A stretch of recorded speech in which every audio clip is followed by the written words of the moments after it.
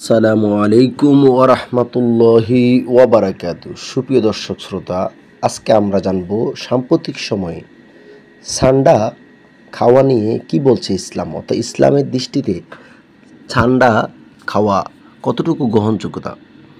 সাম্প্রতিক সময়ে সামাজিক যোগাযোগ মাধ্যমে আলোচিত মরুর দেশের প্রাণী ঠান্ডা সংযুক্ত আরব আমিরাতে দেশগুলোতে বসবাসকারী বেশ কিছু বাঙালি তাদের সোশ্যাল মিডিয়ায় ভিডিও দিচ্ছেন। সেখানে দেখা যায় তারা তাদের কফিলের জন্য ঠান্ডা ধরছে। এই সময় কেউ কেউ শেয়ার করে বিভিন্ন ছবি, যা নিয়ে তৈরি হয়েছে নানা আলোচনা সমালোচনা। তবে এখানে শেষ নয়, বানানো হচ্ছে নানা মিম। এখন প্রশ্ন জাগে, ইসলামের দৃষ্টিতে ঠান্ডা খাওয়া কতটুকু যুক্তিযুক্ত। আসুন আমরা আগে জানি ঠান্ডাটা কী জিনিস। ঠান্ডা হলো আগামীডে পরিবারের টিকটিকদের একটি গণ। আরবি ভাষায় এদেরকে দাব বলা হয়। এদের আদি নিবাস আফ্রিকা এবং মধ্যপ্রাচ্য, পশ্চিম এশিয়া। এই গোষ্ঠীর সদস্যদের সাধারণত কাটা লেজযুক্ত টিকটিকি, হিউরোমিস্টিক্স, মিষ্টিগুর বা সান্ডা টিকটিক নামে ডাকা হয়। এদের একটি বিশেষ বৈশিষ্ট্য হলো মোটা ও শক্তিশালী লেজ, যা কাটার মতো খাসযুক্ত এবং আত্মরক্ষার জন্য ব্যবহৃত হয়। বর্তমানে অনেক দেশে ঠান্ডাকে ওষুধ বা শক্তিবর্ধক খাদ্য হিসেবে ব্যবহার করা হয়। ঠান্ডা খাওয়া নিয়ে নবী করিম সাল্লাল্লাহু আলাইহি সাল্লাম হাদিসে পাকের মধ্যে বলেন, একবার নবী করিম সাল্লাল্লাহু আলাইহি সাল্লামের সামনে একবার তার সাহাবী কেরাম রাদিয়াল্লাহু তাআলা আনহু ঠান্ডা পরিবেশন করে, তখন তিনি সেটা খাননি।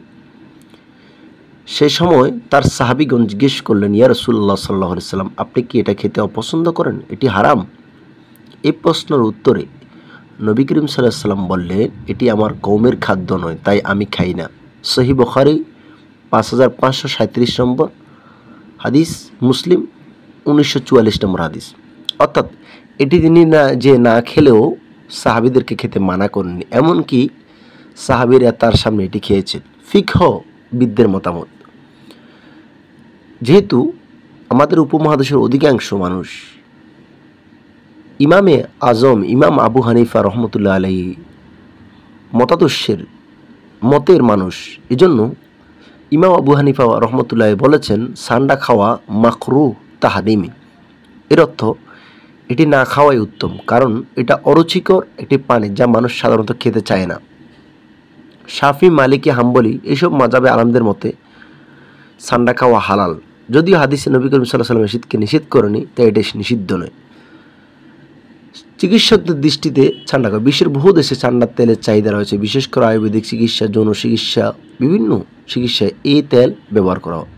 তাহলে প্রশ্ন হচ্ছে, এখন ঠান্ডা খাওয়া কি জায়েজ?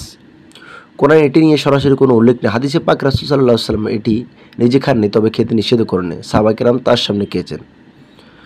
সুতরাং হানাফি মাযহাবের এটি না খাওয়াকে মাকরুহ বলা হয়েছে।